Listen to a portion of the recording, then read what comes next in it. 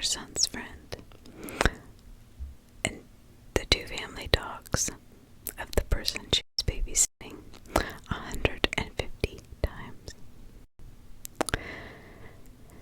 One has to ask themselves why somebody would do such a thing while they were babysitting somebody else's child at their house, and not only killing her child, but killing the child of the person she was babysitting. Then more anger and crime by slaying the two dogs that were in the house. Well, let's find out. Again, please. Disclaimer: nobody under the age of 14, because of the sensitive nature of true crime, should be watching this, and especially this one dealing with children. And even then,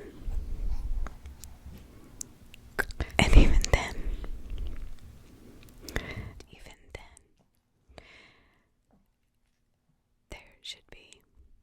So, let's get to the story.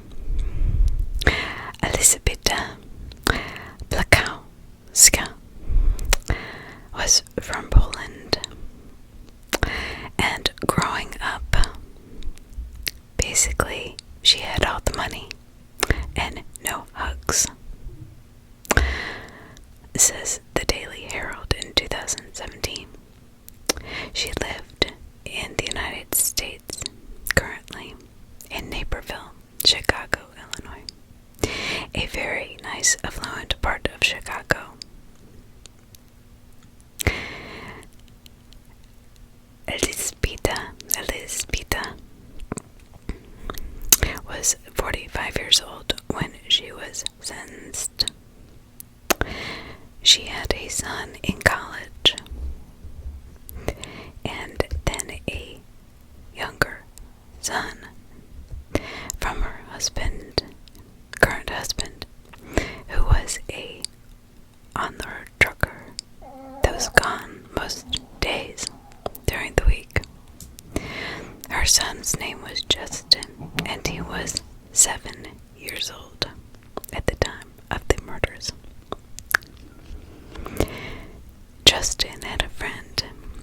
His friend was Olivia Dorkowski. She was 5 years old at the time of the murders. Elzbieta had claimed that she was neglected as a child by her own mother, who had left her and fled to the United States to make money for her and her father back in Poland, which made Elzbieta feel abandoned and sad. Her father, though, this is when she was 8 years old, her father was a respected physician in eastern Poland. So my question, I guess, here is, why did her mother have to leave for the United States to make money for the family? I guess because she could make a lot more money over there than he could as a physician. So the family was financially secure. Elzbieta had grown up with everything that she could ever want or desire. And she was known as the girl with all the money but no hugs. And I'm taking that as she wasn't a very loving or warm person. Was Elzbieta a cold-hearted narcissist that was pushed to have children simply because she would make a better mother than her own mother? She even claimed that she was going to be such a perfect mother because her mother was so terrible? Or was there something more sinister which she witnessed pass through her child, her 7-year-old son? It was the dark shadow, as she called it, taking over her son's soul, to which she had claimed. She had to save him so he could go to heaven. She basically had to kill the devil. Quote, she was killing the devil on that fateful night. So on the night of October 30th, 2012, that black shadow took over both the children in one of her claims, which actually was many, for she had made 12 different versions of what happened that horrific night in the account of the attacks. First, she was robbed, and then she had to fight off men that had come in. Then it was her husband's that arrival. There were so many different accounts, it just got to be ridiculous. Eventually, she admitted to the truth, which she had told the police when they had picked her up. So I don't know why she would start to make up all these lies. I apologize for a chance of snoring. So here's the evidence. Her 7-year-old son, she had him kneel down as he was getting ready for bed on his knees and start to say his prayers when she lifted the knife overhead and proceeded to stab him 100 times. 100 times. But she was not done. She then slit his throat. I guess to make sure he was dead. I don't know why. There's no account. I could not find out what would possess a mother to not only to stab her son 100 times, but to then slit his throat. Olivia, also getting ready for bed and putting her pajamas on, was asked to get down on her knees and start saying her prayers. I have a chance here, sorry. In which Elzbieta started to stab the girl and proceeded to stab poor Olivia 50 times. And then, if that were not enough, she also slit her throat. I can't even begin to understand that kind of anger. But she was not done. No. The family dogs were discovered a little bit after the children, and they too had been stabbed to death. They weren't even her dogs. The devil wasn't inside them. I think, and the police think, and the judge thought, and the jury and the prosecutor, this woman was more than angry. She was not appreciated by the jury or the prosecution. A psychiatrist did agree, they found some psychiatrists, that she suffered a psychotic break, thinking her kids had the devil inside of him. And then she had to stab the devil out of him. A voice told her she must kill both the kids perfectly to allow them to go to heaven, according to the daily Herald.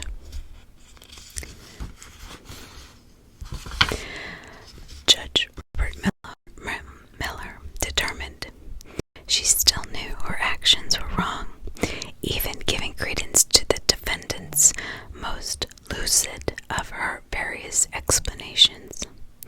The choice to commit the crime, the choice to make the criminal acts, no matter what the reason or how horrible that reason might be, is still a decision she made and understood was wrong and knew the legal wrongfulness of the stabbings, according to the Naperville Sun. Elzbieta even said, as they arrested her, "I'm not supposed to, but I have to," quote unquote, showing her clear understanding she knew what she was about to do or had done, and it was absolutely wrong. The slayings on October 30th, 2012 took place in Olivia's, the girl she was babysitting, Naperville home. Reportedly, Elzbieta told her son to get on his knees and pray before stabbing him 100 times. And I'm sure the little girl, as she watched in horror, was understanding what her fate would be. But the girl was only 5 years old, so she did not have that. I mean, she was probably so afraid of this woman who she cared about and loved, and was, had babysat her a lot, that she was just, I can imagine myself, I would be just completely in shock that somebody who had taken care of me for so long and was actually stabbing her own son. I may be thinking, maybe she won't kill me because she's mad at her son. How could she be that mad at me? What did I do? I'm 5. I don't know what was, nobody really know what was going on in her mind. But as the girl watched, she was on her knees praying before she was stabbed 50 times and her throat slit. After the murders, Elzbieta fled the home and went to church, and then to a relative's home, and then eventually a friend, where the police had taken her into custody. Can you imagine the mother who's at work and what she's about to find out? When the police had taken her into custody, she told the police that she wanted to make her husband hurt the way she hurt in their relationship. Her husband was a trucker and gone all the time, and that she was not treated as she should be, that he should have treated her better. So, she was gonna kill their son. There was no mention of the devil inside of him. That came later on. So, at the crime scene, what did this home look like? Apparently, the home was absolutely covered in the blood of the children and the animals. Plus, the knives that were used were there. One was in the home with the blade, one blade broken off, and the other knife found in Elzbieta's car, covered in blood.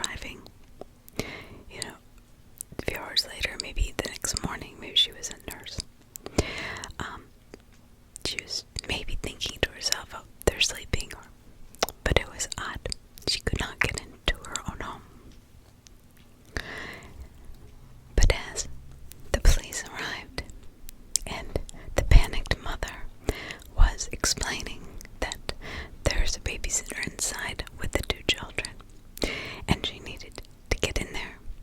And when she couldn't get a hold of the babysitter, even on her cell phone, the police felt they needed to break down the door, and that's what they did.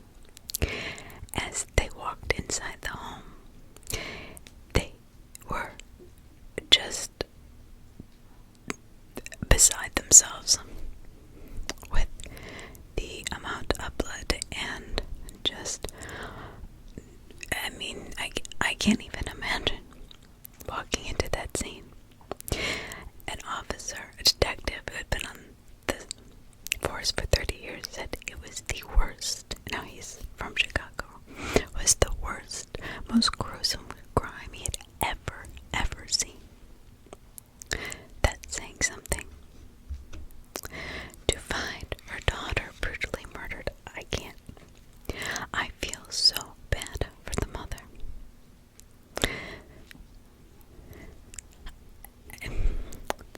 The little girl was found on the floor, and the son, Elzbieta's son, was found on the bed.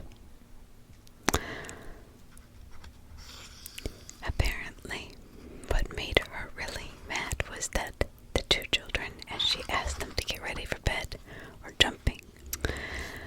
So, I want to talk about the children because I really want to end with that, because these were such great kids. The little innocent kids, Olivia was 5. Her friends loved her where she went to school. Everybody loved her. She was such a kind, giving girl. And the reason is not exactly clear why she killed the girl. The police believe it's because that little girl was a witness to this horrific crime. But then why kill the dogs as well? I think her anger, from her mom leaving, from being, maybe, well, who knows? How she was treated by her husband, she said she killed the girl. She was mad at her husband. That had nothing to do with her husband. And she wasn't treated right as a babysitter. Then she should have asked for more money, not killed the child. So, the little girl was so sweet and so giving. And she did not deserve this, obviously. And it breaks my heart. I can't even imagine walking into my home where I'm thinking my daughter is in bed, snuggled up with their bed, a little bear or something, under the covers in her little PJs, and then I walk into this horrific crime for no reason. Oh my gosh, my heart breaks. Being a parent, my heart breaks for this mother. It's crushing. I could break into tears right now. Elzbieta's son was a good kid too. He took karate. He loved his mother. Matter of fact, as she's stabbing him, Justin, the 7-year-old son, he kept saying, "Please stop. I love you. Please, I love you. Please do not kill me. What have I done?" Begging. I just can't imagine a mother stabbing her child just because she's angry at her husband, even though he's begging her not to. "Please, mommy, I love you. I can just hear it. It just breaks my heart." Sorry.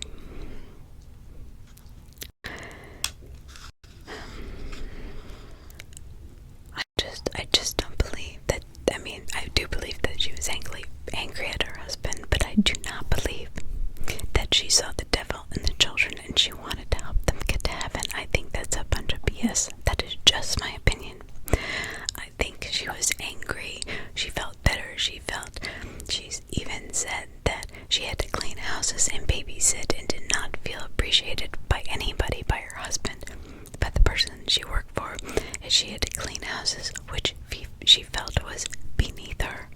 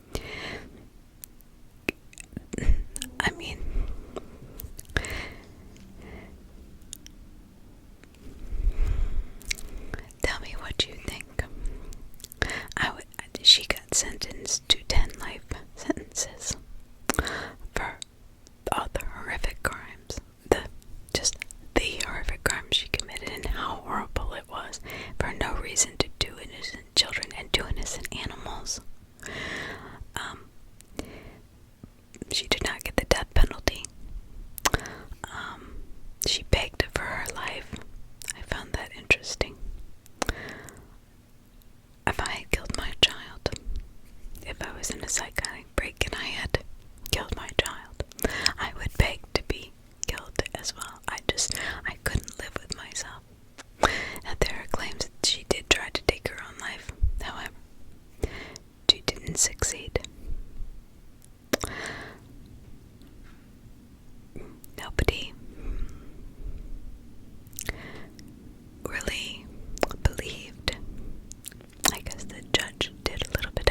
He saw both sides, her, a psychotic break of being abused or mistreated and, by her husband and being, not appreciated. He could see that. However, I think the jury, nobody really believed that story, that they did get a psychiatrist to come in and testify on her behalf, but that it didn't matter. Remember, the judge said, no matter how horrible you perceived this situation to be, there is no way in this world that you did not understand your criminal wrongfulness. What you were about to do was wrong. I mean, just her making up 12 different stories and saying she was robbed and, running to the church and just, if you, it just doesn't say insanity break. I feel for this family, and I want to say that I am sorry that you had to meet a person like this, and I am sorry to Elzbieta's husband, who had to marry a woman who took his child like this, and I'm sorry to the brother of Justin. I just feel when I saw this, in this about the same area, there was another babysitter who had slain children a few weeks before this. Now, I don't know if it's something in the water, or the air, the moon, I don't know. But, when it has to do with children, I just feel like this must be talked about, because these children didn't have a voice then, and they should have a voice now, that their story should be told, that, this woman should not be able to blame slaughtering these poor kids the way she did, based upon her belief that the devil was inside of them. I just don't. And, I must have read 30 articles on this. Every article, it's just like, that was the beginning. The devil made me do it. The devil. The kids had the devil inside of them. I don't want people to think that these children were bad kids, because they weren't. And I'm gonna put pictures up and you can see how wonderful these kids were. They were so cute, so adorable, so much potential gone like that over somebody's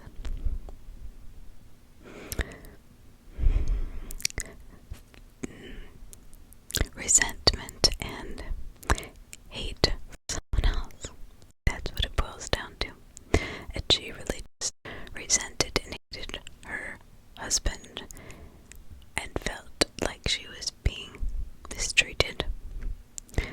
If you feel like you're being mistreated by an employer, by a husband or significant other, do not kill your kids.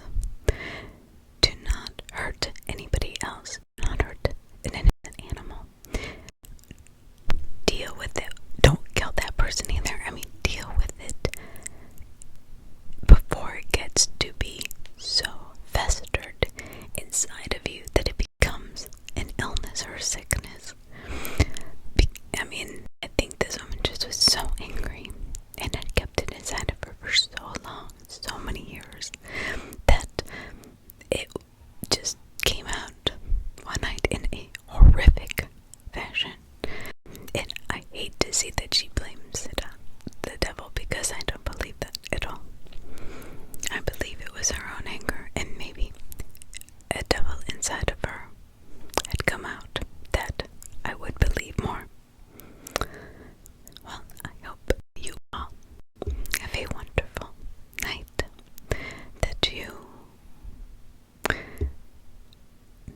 to say enjoyed, but that you enjoyed the whispers, and